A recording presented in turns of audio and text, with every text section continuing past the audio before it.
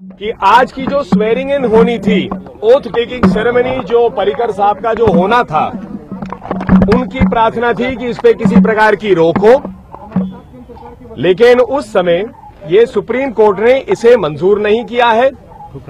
जो कार्यक्रम तय हुआ है ओथ टेकिंग का, पर्रिकर साहब अपनी शपथ उसी कार्यक्रम के अनुसार आज लेंगे। सुनवाई को हरीश साल्वे जी आए थे और भारत सरकार की तरफ से भारत सरकार के additional solicitor general Maninder Singh साहब ने साथ में ये सुझाव रखा भी कि फ्लोर टेस्ट ही जल्द से जल्द किया जा सकता है।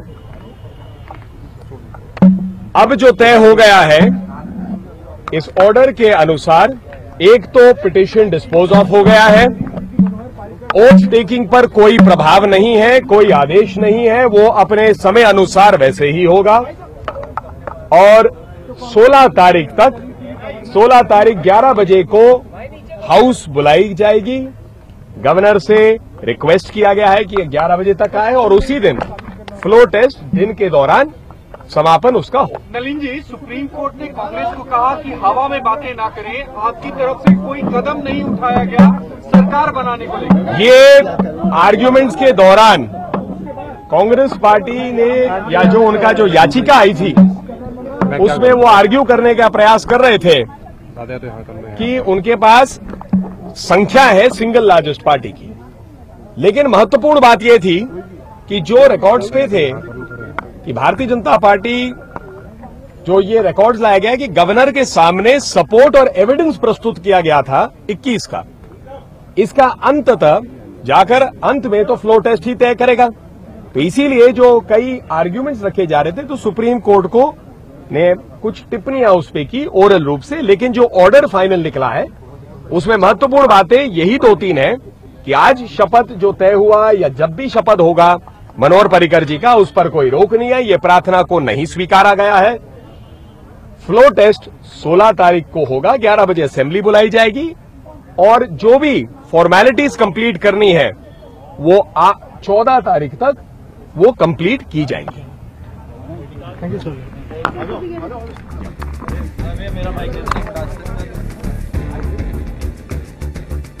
మరిన్ని అప్డేట్స్ గోవా విషయంలో భరత్ని అడిగి తెలుసుకుందాం. భరత్ చెప్పండి, అసలు సుప్రీం ఏం చెప్పింది లాస్ట్ కి గోవా విషయంలో? కొద్దిసేపటి క్రితమే సుప్రీంకోర్టు కాంగ్రెస్ పార్టీ వేసిన పిటిషన్ ను డిస్పోజ్ చేసింది. దీని ప్రకారం పర్రికర్ ప్రమాణ స్వీకారం ఈ సాయంత్రం 5 గంటలకు యథావిధిగా కొనసాగుతుంది. ఆ విషయంలో మాత్రం సుప్రీంకోర్టు స్టే విధించలేదు. But governor Manohar Parrikar appoint చేసేటప్పుడు 15 రోజుల్లోపు మెజారిటీ నిరూపించుకోమని ఆమె మృదులా సిన్హా ఆదేశాలు ఇచ్చారు. దాన్ని సుప్రీంకోర్టు 15 రోజుల్లో భరత్ ఒక్క నిమిషం మీరు హోల్డ్లో ఉండండి, లైన్లో ఉండండి. मंत्री पद का दावेदार तय नहीं कर सकती, वो सरकार क्या स्थापन कर सकती? तो कांग्रेस पार्टी ने अपनी गलतियों के लिए दूसरों को दोष देना बराबर नहीं है। कांग्रेस पार्टी ना मेजोरिटी में कल थी ना आज है, और ना वहां का जो रीजनल पार्टीज है उनको सपोर्ट करने के लिए तैयार है। ऐसे स्थिति में जो राज्यपाल का निर्णय था वो उचित था और मुझे लगता है कि कांग्रेस पार्टी ने उसको स्वीकारना चाहिए और विपक्ष के रूप में काम करना चाहिए। फ्लोर टेस्ट के लिए कहा है सुप्रीम कोर्ट ने, तो 15 दिन में फ्लोर टेस्ट होगी और निश्चित रूप से मनोहर पर्रिकर अपना बहुमत सिद्ध करेंगे। कांग्रेस ने संसद में भी हंगामा किया, कहा है कि ये हाउस ट्रेडिंग हो रहा है। देखिए, पहली बात तो ये सच है कि गोवा में कोई हाउस ट्रेडिंग हुआ नहीं है, न किसी से कोई व्यवहार हुआ है। करीब रात को मैं जब 12 बजे पहुंचा तो सुबह 5 बजे तक सभी पार्टी के इंडिपेंडेंट्स और अलग अलग छोटे पार्टी जो रीजनल पार्टी उनके साथ चर्चा करता रहा। उनके काफी मांगे थी, उनके कुछ रिजर्वेशन थे गोवा के विकास के बारे में, गोवा की अगली सरकार के बारे में। दिन भर चर्चाएं होती रही, इंडिपेंडेंट से सबसे चर्चा है और उसके बाद में आम सहमति बनी और गोवा के विकास के लिए एक स्थिर सरकार चाहिए इस बात पर। और उन्होंने कंडीशन रखी थी कि अगर मनोहर पर्रिकर अगर नेता बनेंगे, मुख्यमंत्री बनेंगे तो ही हम सपोर्ट करेंगे।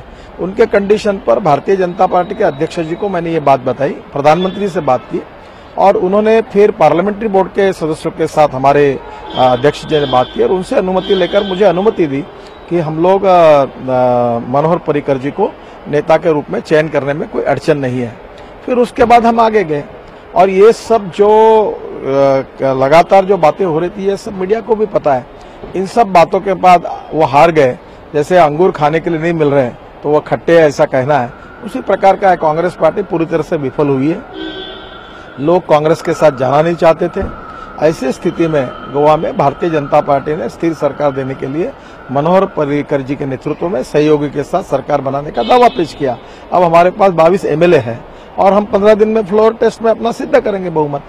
तो मुझे लगता है कि कांग्रेस पार्टी का ये पूरा हंगामा ये बेबुनियाद है और ये फ्रस्ट्रेशन और निराशा के कारण जो कांग्रेस पार्टी अपना नेता नहीं तय कर सकी आपस के झगड़ों के कारण, इसका गुस्सा वो हमारे पर निकाल रहे हैं। कांग्रेस पार्टी अपने आप में ही इसका आत्मपरीक्षण करे तो ज्यादा अच्छा होगा। భరత్ చెప్పండి, మనం నితిన్ గడ్కరీ మాట్లాడేది కూడా విన్నాము, చెప్పండి. కనుక నితిన్ గడ్కరీ చెప్తుంది అంటే మాకు క్లియర్ మెజారిటీ ఉంది. కాంగ్రెస్ పార్టీ ఇంతవరకు వాళ్ళ టీఎల్పీ మీటింగ్ జరగలేదు, వాళ్ళ నేత ఎవరు కూడా కాంగ్రెస్ పార్టీ డిసైడ్ చేసుకోలేదు. బట్ మాకు ఏవైతే మిత్రపక్షాలు సపోర్ట్ చేశాయో అవన్నీ కూడా కండిషన్ పెట్టాయి.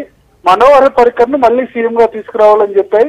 దానికి ప్రధానమంత్రి అమిత్ షాతో మాట్లాడి నేను ఒప్పించాను, మనోహర్ పర్రికర్ ను తీసుకొచ్చాము, మాకు క్లియర్ మెజారిటీ ఉందని నితిన్ గడ్కరీ చెప్తున్నారు. సుప్రీంకోర్టు కూడా ఇప్పుడు ఒక కీలక చేంజ్ చేసింది. గవర్నర్ ఏంటంటే 15 రోజుల సమయం ఇచ్చారు, బట్ సుప్రీంకోర్టు మాత్రం 15 రోజుల సమయం వద్దు, 48 అవర్స్ లోపు మెజారిటీ నిరూపించుకోమని మనోహర్ పర్రికర్ కు ఆదేశాలు ఇచ్చింది. సో కాంగ్రెస్ పార్టీ ఏదైతే పిటిషన్ వేసిందో దానిలో ఒక మార్పు చేసింది. అంటే మనోహర్ పర్రికర్ ప్రమాణ స్వీకారానికి స్టే అయితే ఇవ్వలేదు, ఎందుకంటే విశ్వాస పరీక్ష నిర్వహించుకునే పోయే ముందు ఖచ్చితంగా ప్రమాణ స్వీకారం చేయాలి కాబట్టి మనోహర్ పర్రికర్ ఈ సాయంత్రం 5 గంటలకు యథావిధిగా ప్రమాణ స్వీకారం చేస్తారు. అయితే 15 రోజుల సమయం కాకుండా ఎల్లుండిలోగా 48 అవర్స్ లోగా విశ్వాస పరీక్ష కండక్ట్ చేయమని చెప్పింది.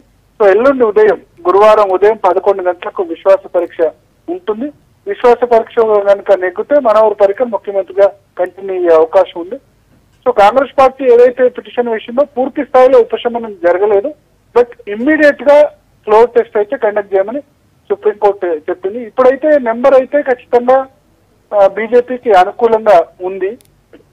అతిపెద్ద పార్టీని ఆహ్వానించాలన్న కాంగ్రెస్ పార్టీ విజ్ఞప్తిని సుప్రీంకోర్టు మన్నించలేదు. బట్ కేంద్ర ప్రభుత్వంలో ఎవరు అధికారంలో ఉంటే వాళ్లకు ఈ రీజనల్ పార్టీ సపోర్ట్ పలకడం అన్నది ఖచ్చితంగా అది జరిగేదే.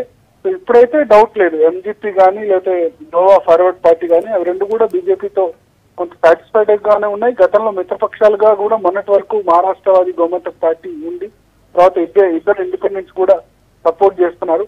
సో ఎవరో ఒకరిని ఇప్పుడు గవర్నర్ ప్రొటెం స్పీకర్ గా ఒకరిని ఎలక్ట్ చేయాల్సి ఉంటుంది.